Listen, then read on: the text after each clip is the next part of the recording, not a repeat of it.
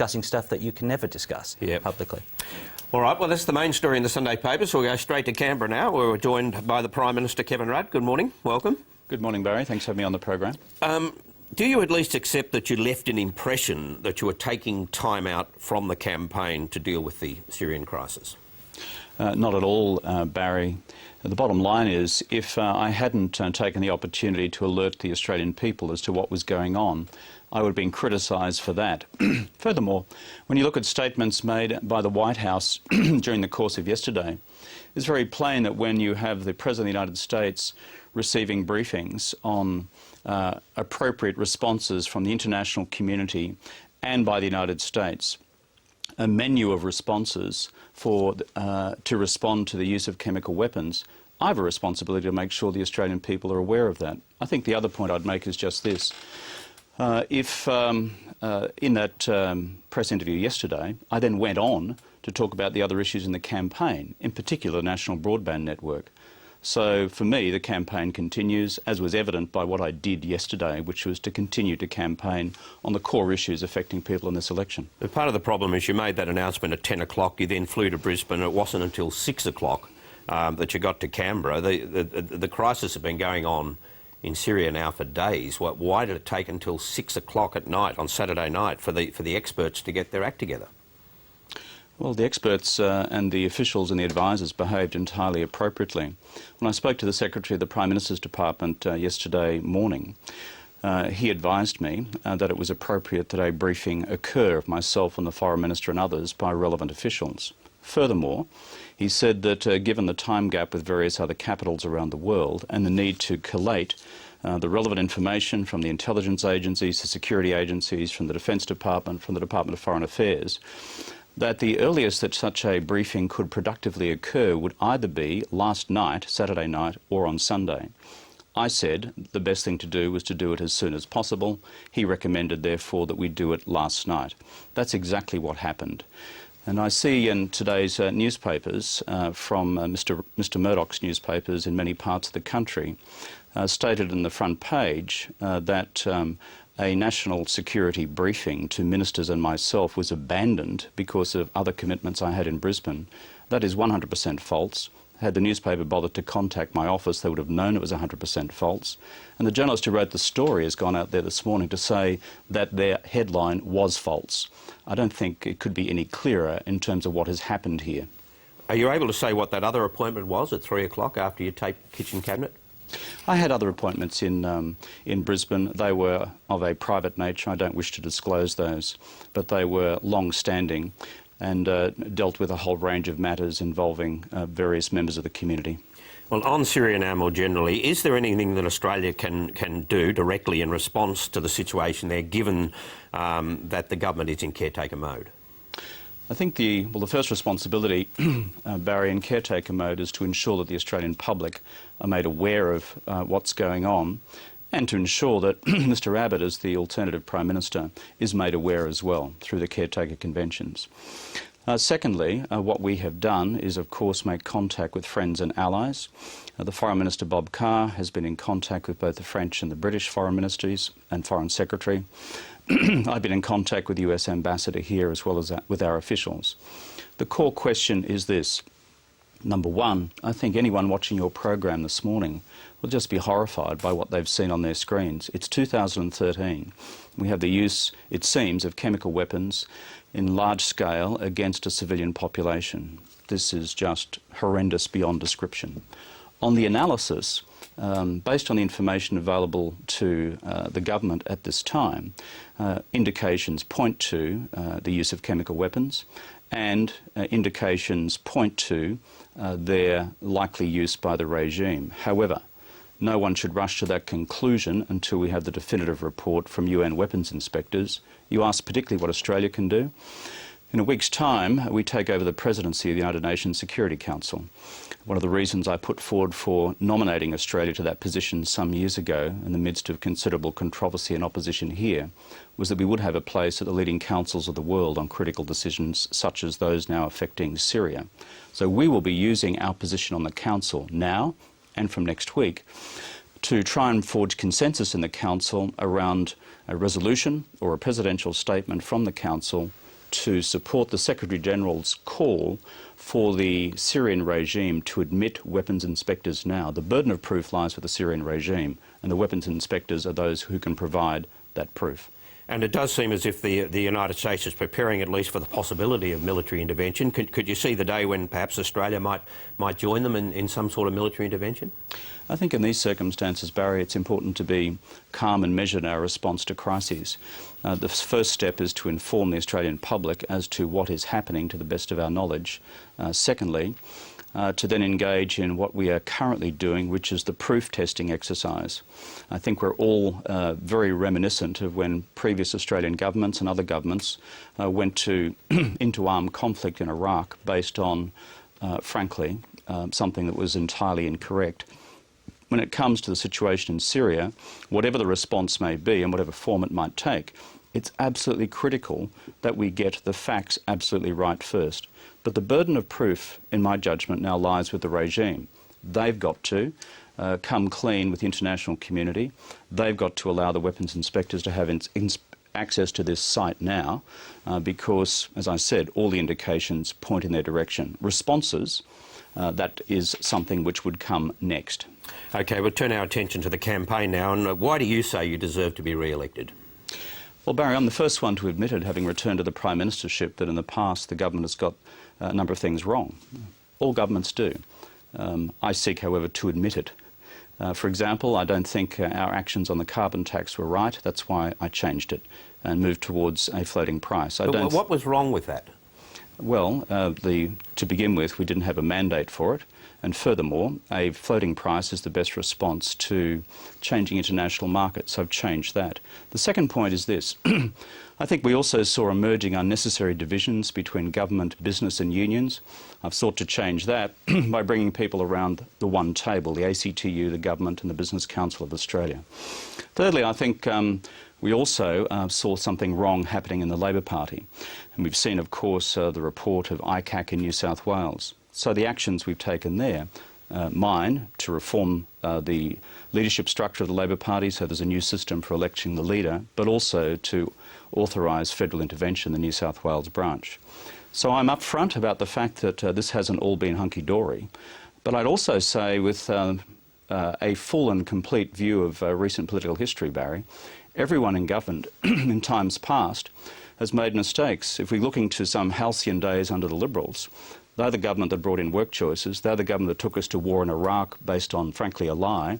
And they're the government who preside over the worst corruption scandal in Australia's history. Yeah, sure, but you the just nuclear weapons scandal. So I'm just saying we have made some mistakes. All governments do. I admit ours. Mistakes since 2010. Were there any mistakes made between 2007 and 2010? Of course there were, Barry. I've been the first to admit that as well.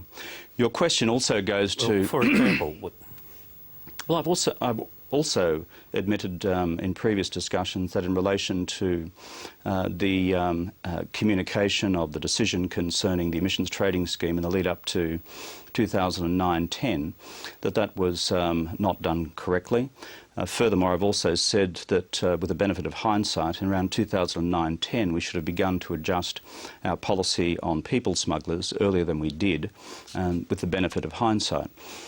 But I would make this point overall, to go back to your first question, Barry, which is the government's case for re-election. On the big calls, Barry, we've got it right.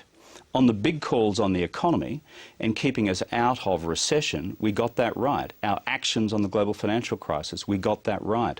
On the action on keeping our unemployment level at less than half that of what's in Europe, we've got that right. On the big calls on a national broadband network, we've got that right. On the big calls on a health and hospital system whereby we return to 50% funding for the hospitals with the states in the future, we've got that right, as we have on the Better Schools Plan for Australia's future and a National Disability Insurance Scheme. These are the big calls, and on so many of those, Mr Abbott has got those calls absolutely wrong, including on the economy and how he would have responded to the global financial crisis. So you've admitted mistakes because in 2007 you campaigned against one of Australia's most successful Prime Ministers in John Howard and you beat him, and yet now you're struggling against Tony Abbott. And could it be because now you have a record and in 2007 you didn't? Well, I think, Barry, that's a statement of the obvious. If you've been in government for a period of time, you both have a record, but you also have plans for the future. But you don't necessarily have to be burdened by that record, but it appears as if you are. Well, Barry, I think any government, if they're being honest with the Australian people, says what they've got wrong and what they've got right. I don't believe the Australian people believe any politician standing up there with their hand on their chest saying, hey, look, aren't we terrific? We've done everything fantastically well. That's just ridiculous. For our calls, though, and I go back to the question of the big calls on the economy, on jobs, on people's sense of security, about whether they're going to have their jobs properly protected and their penalty rates and overtime protected in the future, where Mr Abbott, $70 billion of cuts will fall on their jobs, their hospitals, their schools, and the affordability and unfairness of his paid parental leave scheme. These are wrong calls on the big questions by Mr Abbott, on the big calls on the economy and taking Australia forward, building a future for all Australians. On those big calls, we've got them right. They're the ones that Mr Abbott refuses to debate in this election campaign. But again, you talk about $70 billion in cuts. Saul Eastlake, as a very well-regarded economist, said it's $30 billion. There's a very big gap between what he says and what you say. Well, the first thing I'd say is the $70 billion figure is not invented by the government. It's used by both Mr Hockey, the Shadow Treasurer, not for a long time, and Mr Robb, the Shadow Finance Minister. But here's the rub, Barry. If the alternative government, Mr Abbott's team, wanted to put this matter to bed, why is it that 2 weeks before election day they've refused to adhere to Peter Costello's Charter of Budget Honesty and put it all on the table? I'll tell you why, because the strategy being pursued by Mr Abbott is one of evasion. What I think the Australian people are doing as we approach the second last week of the campaign is beginning to lift up the lid lift up the bonnet and have a look inside at the engine and ask some questions. Which jobs will go? What will happen to the future of the car industry? 50,000 jobs there once Mr Abbott removes proper support for it. What will happen to my hospital? What will happen to my school? What will happen to 1.3 million families who depend on the school kids bonus? What will happen to all these things? So I think on these questions, people will ask themselves, what actually am I buying? In fact, I saw in the newspaper today a report which said that Mr Abbott will say at his campaign launch later today in Brisbane that if the people elect his government, they will know what they get. Well, Mr Abbott, I think what the Australian people really want to know is where your $70 billion worth of cuts will fall on their jobs, their schools, their hospitals, and how on earth are you going to fund this unaffordable, unfair paid parental leave scheme which leaves so many people in the lurch. Are you pleased that, to this point anyway, Julia Gillard has chosen to stay out of the campaign? I said from the point at which I returned to the Prime Ministership, Barry, I would not be engaging in any negative commentary in relation to Julia's Prime Ministership. I believe that is simply wrong in principle. I don't intend to engage in that now or in the future. How can you say that when you said on Friday that she was leading the party to a very, very catastrophic defeat? Barry, that was something I actually said at the time when the campaign when I returned to the leadership, as you well know. Well, how can that not be criticism? Well, on the question that that reflected, as you know, Barry, the facts at the time, and I said it very bluntly at the time. There's nothing new in that. On her policy record, I've been asked about this many times, Australia is a better place as a result of the extraordinary work which Julia has done in education reform.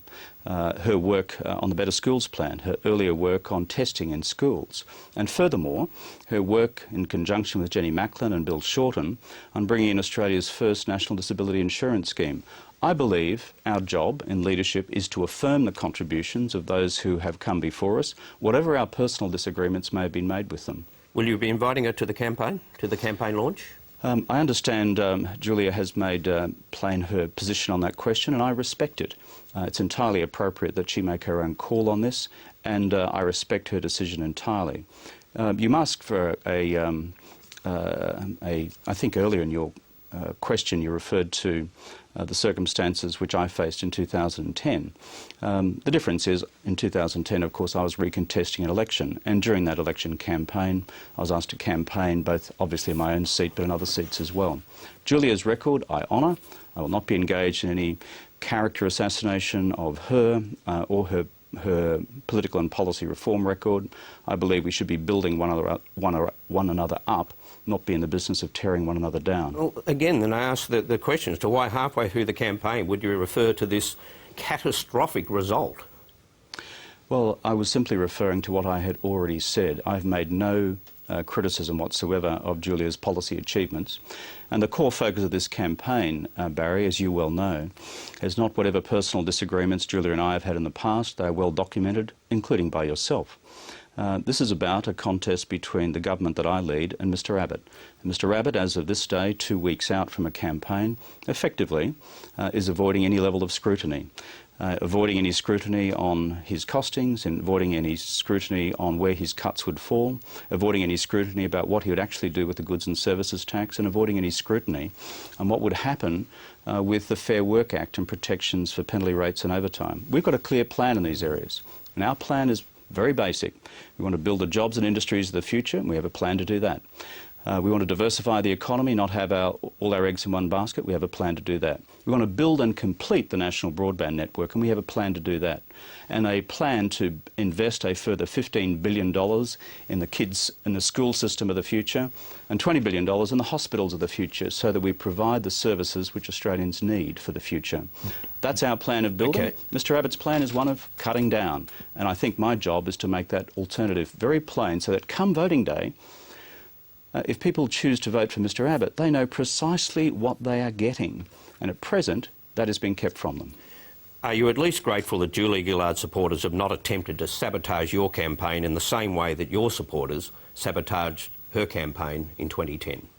Barry, I'm not going to go to internal debates within the Labor Party either at that time or on this occasion. I respect Julia Gillard's contribution. I've made it plain in our discussion this morning, in particular her contributions in health, in education and in schools reform, and on top of that, in the wider health sphere in terms of disabilities reform. She has made great contributions. They should be respected. I'm not going to go into debates about the party's internals. This is a federal election about alternatives between what an Australian Labor government offers versus that which Mr Abbott would do, or at least keep hidden until after September 7, should he be elected. Well, your campaign launches very late in the piece, the last Sunday before polling day. What's the strategy behind that? Well, I believe in previous times the timing of all that has varied either between 2 weeks out and 1 week out. But, Barry, at the end of the day, the timing of these things doesn't matter. This is a debate about Australia's future. It's about whether we are going to be a country which is going to build the economy and the jobs of the future, or one which has a philosophy of just cutting everything to the bone. And the problem is this. It's not just where the cuts fall. I talked before about getting the big calls right on the economy and keeping this whole show afloat during the global financial crisis, including the challenges we now face ahead with the slowing in China. But I really do fear that if it's $70 billion of cuts, or $60 billion of cuts, or $50 billion of cuts, the bottom line is there is also a grave risk that by undertaking actions of that type, that Mr Abbott's policies would, at a level of economic management, throw the economy also into recession. There's a risk of that. Now, if I can see one real symbol, I've got to say, of absolutely poor economic judgment and management, it's the unaffordability of a $22 billion paid parental leave scheme. That's more than we, the Commonwealth, spend on childcare every year, more than we spend on the NBN every year. It's just unaffordable, and for him to equate that with the age pension reform, as he did in the debate last Wednesday night, shows an absolute lack of priorities. And my job is to put those priorities before the Australian people, whether it's today, whether it's next Sunday. I think that's immaterial. Okay, thanks for your time this morning. Appreciate it. Thanks very much, Mr Barry.